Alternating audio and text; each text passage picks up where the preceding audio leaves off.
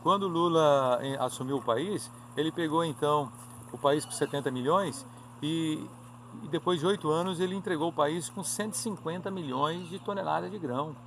A produção de grãos no Brasil, em 8 anos do governo Lula, ela saltou para 150 milhões. Eu não estou falando aqui com paixão a nada não, eu estou falando dos números verdadeiros. É peso e medida. Não quero que vocês achem assim, ele é isso, ele é aquilo, não. Estou chamando vocês para ver os números.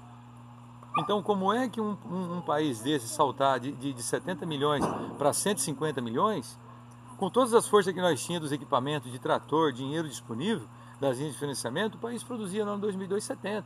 E você vê que hoje, em 2015, que diz que o país está quebrado, que a presidente tá aí, acabou com o Brasil, o Brasil chegou a produzir no ano passado 200 milhões de toneladas de grão. Será que isso é um orgulho para mim e para todos? Com certeza. Por esse motivo, o brasileiro hoje dá ração para cachorro, pode comprar uma ração para gato, porque há o subproduto e derivado da indústria para se fazer rações. Então, minha gente, eu acho assim, nós temos que refletir mais sobre as realidades. Então, vocês observam que com 200 milhões, o PT pegou o Brasil na casa de 70 e está agora na casa dos 200 milhões do ano passado. Esse ano ainda, se Deus permitir, ele vai ultrapassar. Ele vai ultrapassar aproximadamente os 200 e tarará milhões. Então veja bem, isso significa o quê?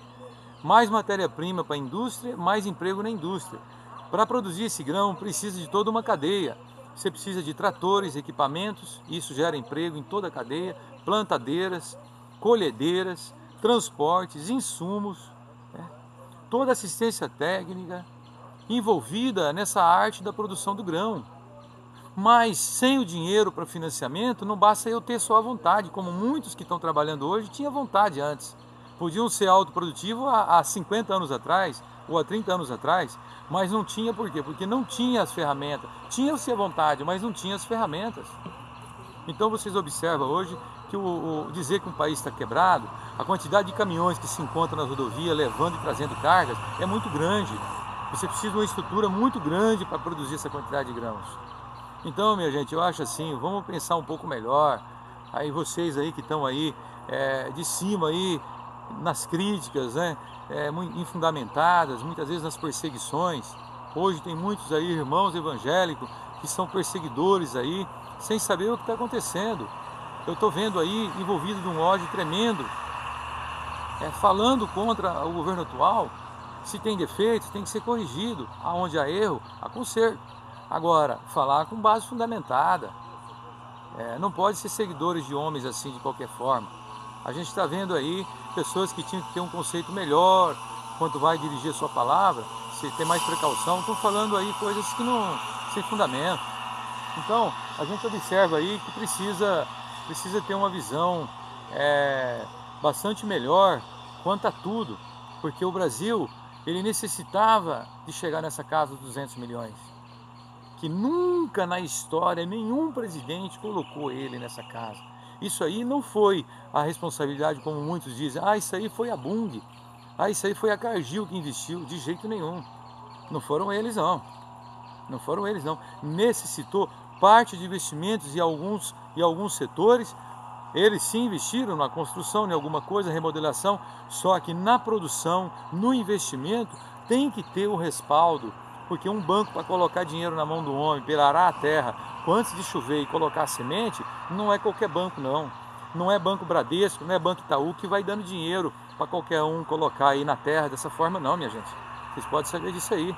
O povo brasileiro tem que ficar consciente disso. Quando nós vamos no mercado comprar lá os alimentos nas prateleiras, foi preciso ter investido, foi gente que acreditou que aquela semente poderia ser germinada, poderia arar a terra, chover, crescer e colher. Então as coisas não é tão simples como a gente pensa. Então o Brasil hoje tem uma oferta de alimento muitas vezes maior. Talvez outra oportunidade, vamos falar mais sobre esse setor, mas é um dos setores que mais me chama a atenção, porque é o setor que move o país. Vamos passar para outro item aqui. O Brasil, construção civil. Quanto ao Brasil, construção civil, hoje vocês observam que a construção civil, ela foi no Brasil um setor de extrema importância, e como é em qualquer país. O Brasil, construção civil, nós observamos que ele veio aí alavancado por altos investimentos do governo federal. Linhas de crédito que foram criadas como nunca houve na história.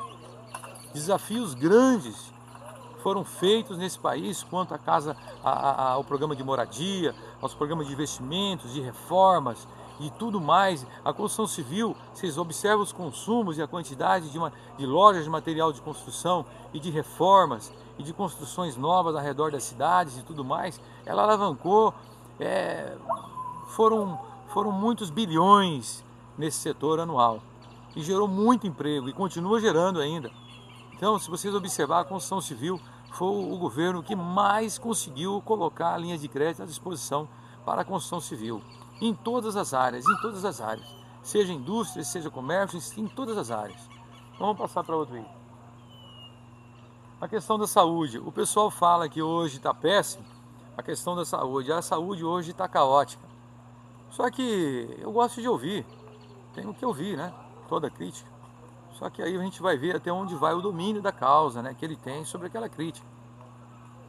Então, a gente observa que o pessoal talvez pode ter esquecido desses detalhes. O Serra, quando foi ministro da Educação do Fernando Henrique, ministro da Saúde do Fernando Henrique, ele, naquela época que ele estava administrando, ele sentiu, vamos dizer assim, muito pequeno diante daquela situação que se encontrava, que era, os hospitais não tinham condições de colocar mais soro à disposição dos pacientes. E o Serra foi lá e fez um chamamento à sociedade, às autoridades, Senado e Congresso, e ao presidente, naquela época, Fernando Henrique, para que se criasse um imposto único destinado à saúde. Então eu me lembro muito bem, gosto de colocar detalhes, que isso aí aconteceu e foi criado o que todo mundo hoje odeia, né? Quase todos, né? Não estou dizendo todos, mas quase todos odeiam se falar da CPMF. Mas quando ela foi criada, era necessária. A CPMF, que muitos hoje criticam, porque foram conduzidos, a massa muitas vezes é conduzida por argumentos de alguns. Mas a CPMF era beneficiado a maior parte das pessoas que eram trabalhadores, que mais necessitavam. Então por isso que lá se criou o imposto emergencial. Rapidamente o Senado e o Congresso deu o seu aval a favor da CPMF. E o presidente também sancionou. Então aí apareceu um dinheiro então para a saúde. Um imposto que foi em torno de 10 anos aproximadamente. Aí depois ele tinha o fim dele. Mas aí vocês veem, e aí? Se lá quando era bom necessitava da CPMF para não deixar a saúde da jeito que estava, esse governo se diz que foi o pior. Mas vocês veem que não foi o pior. Estão equivocados. A quantidade do investimento, nós temos que ir para os números que nos mostram o investimento no setor. Isso que interessa. Então vocês observam que hoje o governo reformou muitos postos da UBS, colocou à disposição muito medicamento, cobrindo vários tratamentos caros. Hoje o SUS cobre tratamento caro. O SUS hoje é um dos órgãos que realmente no Brasil me chama muita atenção. Por quê? Porque ele houve evolução. Houve evolução. Com medicamentos, com disposições de tratamento. Os aidéticos hoje recebem tratamento muito melhor do que antes. Os aidéticos recebem. Se alguém falar que não recebe, eu creio que está errado. Porque hoje se tem um domínio da questão dos tratamentos e financeiramente eles vivem melhor, né? Antigamente o cara aidético ele ficava magro, logo não podia nem trabalhar. Então hoje você observa que o governo federal eu conheço pessoas que recebem aí em média o valor numérico de tratamento semanal em torno de 5 a 8 mil reais o SUS cobre por semana. Então se você colocar isso em dólares é altíssimo para a comparação da época. Então o SUS hoje ele cobre, tem SAMU, que são ambulâncias que atendem muitos municípios, muitos pacientes. A compra de equipamento foi muito maior. Em tudo houve uma cobertura maior. Precisa de mais? Precisa de mais. O governo criou aí a questão do Mais Médico, a Dilma, e o pessoal do Conselho de Medicina foi contra. Mas por quê? Se eles amam a população brasileira e tem e tem o maior prestígio pelo povo brasileiro, porque se está vindo mais médico para ajudar a cuidar do povo brasileiro, eles acham ruim. Por que isso? Os próprios que tinham estudado aqui, nacionais que estudaram em outros países, e estudaram no Paraguai, estudaram na Bolívia, na Argentina, em vários outros países, no Chile, né? E por que eles não queriam que fizesse a convalidação? Foi Lula que fez a convalidação, assinou a convalidação para esse pessoal trabalhar. Agora, vocês observaram que no dia da votação lá no Congresso, muitos se levantaram, a população deve ter observado, mas para quem sabe o que é um ponto, é uma letra. Disseram aos meus amigos, homenageando aos médicos, aos meus amigos médicos do país, porque sabe que se eles pegassem ali a vitória tirando a Dilma, né, o programa Mais Médico, ele iria sofrer retaliação. Com certeza, que já atendeu 60 milhões de pessoas de quando aí está. Então, se vem mais gente trabalhar, por que vão achar ruim? Isso porque foi aberta a inscrição para os brasileiros se inscreverem nos postos que o governo precisava. Mas os brasileiros só se inscreveram nas regiões do litoral e capital.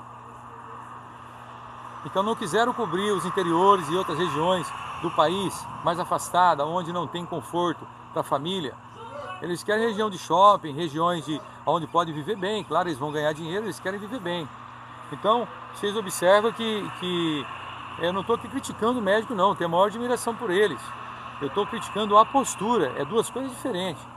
Eu tenho maior admiração pelo trabalho que eles realizam no Brasil inteiro, mas eu sempre falo, e também não estou perseguindo nenhum deputado, nenhum senador, e nenhum juiz, nem ninguém. Eu estou aqui falando da questão erros, das comparações. Nós podemos falar sobre a atitude de uma pessoa, não contra ela. Não persigo ninguém. Estou falando quanto à questão da interpretação dos erros.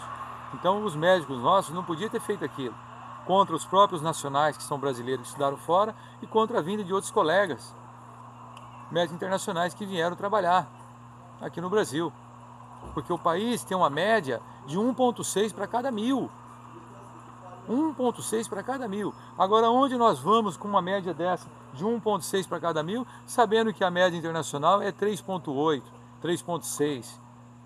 Então não tem cabimento, né, minha gente? Então são muitas coisas que não dá para falar tudo, mas a população vai sabendo os poucos assim, né? Vocês vão formulando ideias aí para ver que existe o interesse do quê? De clínicas, existe interesse de tudo, porque depois de 2 meses que o Padilha, quando era ministro lá da Educação, abriu então o resultado lá, era aquele, como eu acabei de dizer, só nas regiões litorâneas e grandes cidades que foram cobertos. Então nós precisamos de repensar as coisas. Os nossos aí, todo profissional, ele tem que, quando chega outro para ajudar, ele tem que agradecer. Está chegando mais um colega para ajudar. Isso é bom, é esse pensamento que nós temos que ter, é um pensamento humanitário. Porque vocês que fazem juramento sobre a defesa da vida e tudo, quando se forma médico, tinha que ter uma postura melhor, tinha que ser pessoas mais capitalistas, todos são, porque tem a remuneração do seu trabalho, mas não tanto mercenário, não tanto perseguidor, e ser mais humano, independente da raça ou da cor que seja a pessoa. Então vamos passar para outro aí.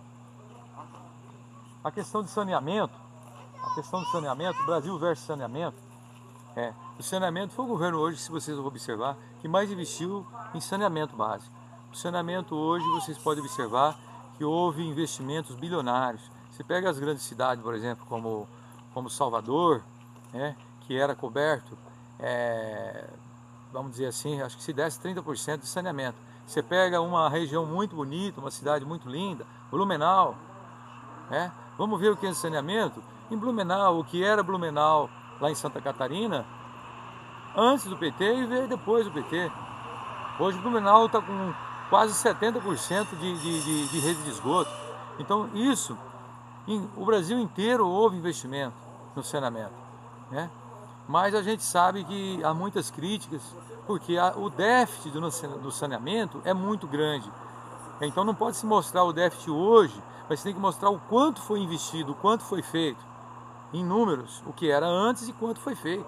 Claro que o déficit continua alto, tem que se investir mais, com certeza. Mas é um processo que todos os presidentes que estiverem lá tem que estar botando dinheiro. Então vamos passar para outro item. A questão do poder de consumo. O poder de consumo da massa hoje é muitas vezes maior, do que antes. Porque, como eu citei lá na abertura, logo quando eu comecei a falar, eu citei sobre a questão do poder de salário mínimo. E esse poder de consumo aqui, hoje o brasileiro consome muito em tudo, seja eletrodoméstico, seja cosmético, seja todos os tipos de produtos. O brasileiro consome. Ele consome calçado. Esses dias passou aí na televisão, o brasileiro gasta mais em calçado do que muitas vezes em alimentos, somando o valor numérico do gasto em arroz, me parece que foi, em arroz e feijão. O volume que eu gasto em arroz e feijão é menor do que o que se gasta em sapato. Então será que isso aí, vamos fazer equiparação, isso é país quebrado? De forma alguma, né? Então a gente observa que o poder de consumo em todas as áreas, em comer fora, em restaurante, em todas as áreas. Agora, altos e baixos tem em todo lugar. Altos e baixos existe tanto na França como na Espanha, na Itália, na Alemanha, nos Estados Unidos. Tudo existe. Um momento que talvez eu vou ter que deixar, vou economizar um pouquinho, vou comer 2, 3 vezes em casa por semana, que trabalha e tal. Então vão se reajustando, mas isso logo quando passa ele volta às suas atividades, porque hoje o salário mínimo num patamar de $260, um salário mínimo, aumentou-se muito o poder de consumo, né? Não existe poder de consumo sem o poder de compra, que tem que ser dado o poder aquisitivo da massa, é o poder aquisitivo. O Brasil, o turismo exterior, o Brasil hoje ele é muitas vezes maior, né, quanto a aquilo que os brasileiros gastavam lá fora. Olha que o brasileiro hoje dentro dos Estados Unidos, o brasileiro gastou, era o segundo que mais gastava.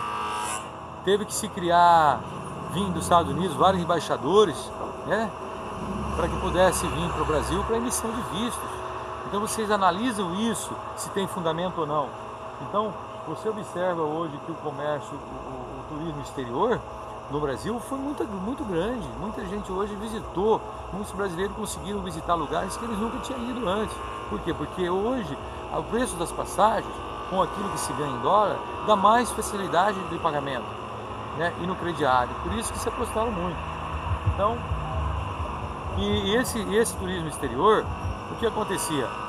Acontecia que havia uma remessa bom para o país de um lado, mas de um outro lado, tudo você ganha de um lado e perde do outro. Você tinha muita saída, muita evasão de dólares daqui para fora, Então você vê o desbalanço que você tinha na balança, na balança comercial. Você tinha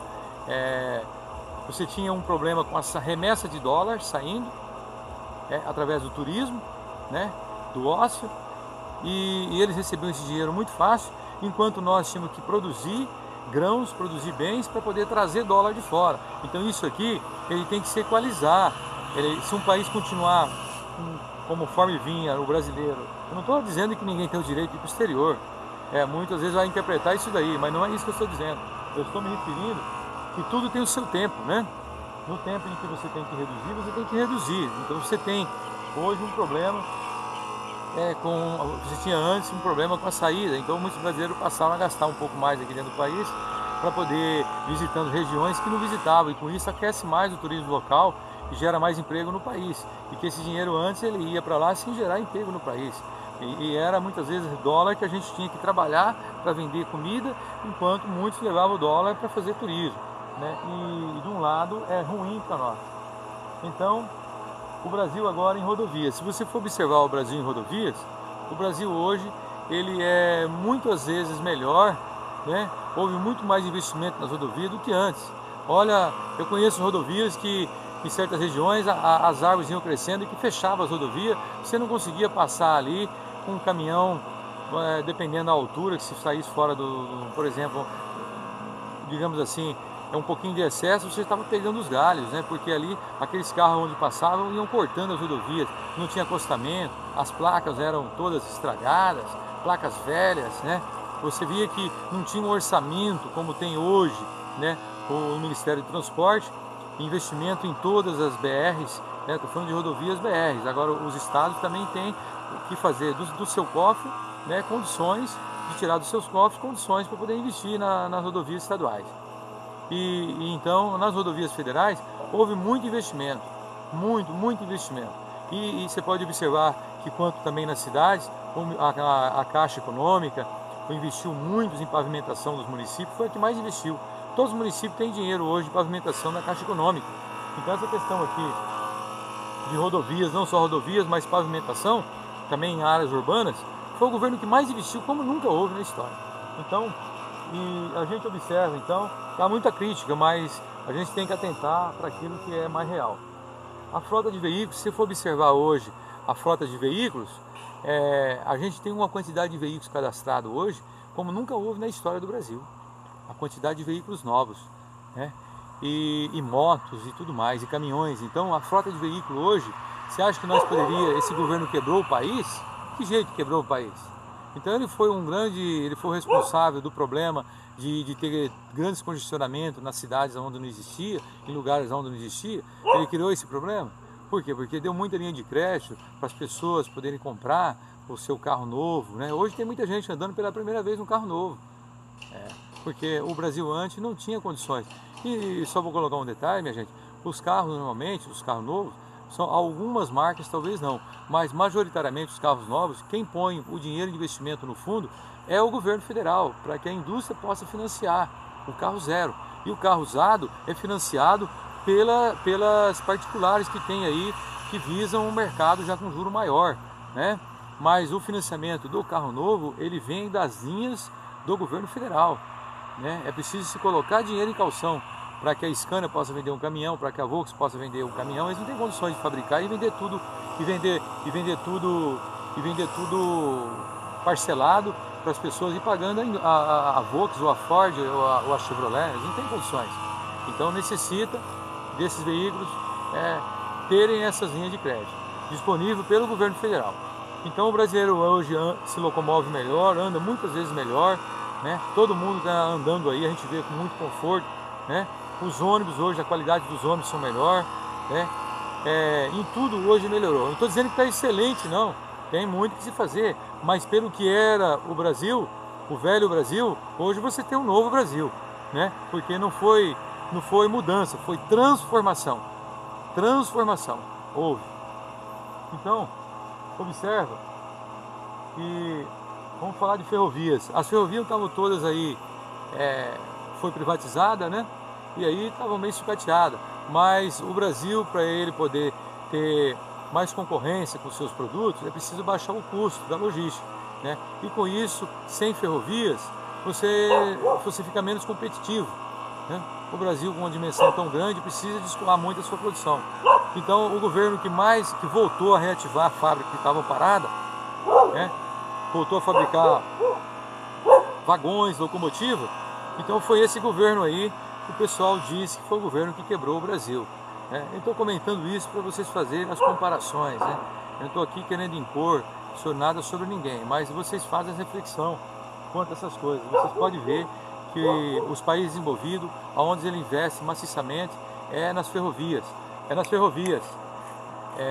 As ferrovias, elas necessitam para fazer um barateamento do custo, né?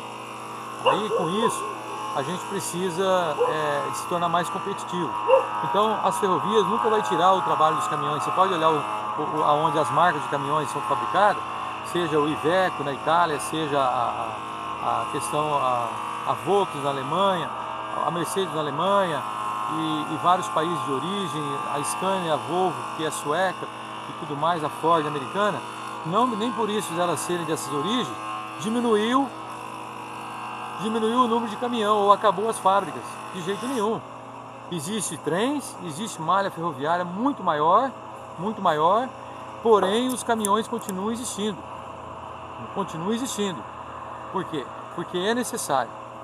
Então eu vou mudar aqui para o Twitter. O investimento em informatização, né, dos órgãos públicos. O investimento na informatização dos órgãos públicos também foi revolucionário, porque você observa que hoje os órgãos públicos estão todos informatizados. Houve uma grande injeção maciça, né, tanto na tecnologia de satélite disponível que o governo federal colocou, quanto também na compra e aquisição de bens. E novas fábricas vieram para fabricar componentes, né, e placas para fabricação de aparelhos. Então você vê os órgãos públicos hoje tão informatizados. O Brasil nunca tinha alcançado tecnologia que já existia há países há muitos anos atrás, e o Brasil veio alcançar porque precisava de investimento, como muitos países que hoje não têm essa inclusão aí social no mundo digital, porque ainda já existe a tecnologia, mas eles não conseguem comprar lá, porque o governo não tem condições de investir e dar essa disponibilidade para a população poder acessar, né, e comprar os aparelhos, né, e serem fabricados no país, porque se for comprar tudo de fora também fica bastante complexo devido à questão de geração de emprego, de balanço e tudo mais, né, balança comercial. Você não pode ter uma evasão de capital muito grande, senão você quebra. Todo país desenvolveu, ele tem que vender mais do que comprar. Então, a gente observa que hoje a inclusão do país foi investimentos altíssimos, como nunca houve na história. Como nunca. Nós temos hoje aí um celular que você pode se usar para você estudar, para você fazer um monte de coisa que serve como ferramenta de trabalho, comunicação, venda, estudo, pesquisa. Então você tem um tablet, você tem um monte de ferramenta que está à disposição do cidadão hoje, para que ele possa então vir a conseguir ser mais ágil, a produzir mais, né, a ter mais conhecimento, mais tudo, né, vamos dizer assim. Então, hoje os setores de informatização no Brasil mudou-se muito. Vocês olham para os níveis de pessoas que pesquisam na internet, internautas, número de equipamentos e tudo, o Brasil hoje está aí num dos rankings aí. Então, essa questão que se critica que nada aconteceu, aconteceu sim, porque está aí e a gente enxerga e não tem como dizer que não. Isso aqui não é paixão não, é porque a gente está enxergando, a gente conhece o antes e depois. Você volta o filme e você vai enxergar o que era antes e depois. O antes e depois tira a prova, né? Então o Brasil mudou sim, mudou e muito, né? Então isso depende das políticas públicas, dos investimentos do setor público. Se fosse só iniciativa privada, o mundo inteiro estaria desenvolvido. A África,